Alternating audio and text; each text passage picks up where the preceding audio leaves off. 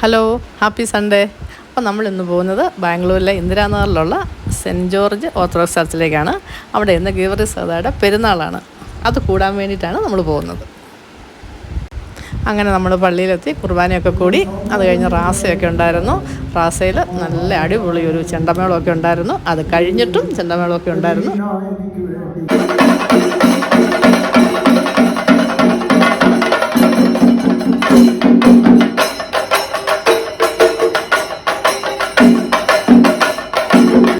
അങ്ങനെ നമ്മൾ ചെണ്ടമേളമൊക്കെ കേട്ടുകൊണ്ട് പോയി നമ്മുടെ വെച്ചൂട്ട് നേർച്ച എടുത്തുകൊണ്ട് വന്നു.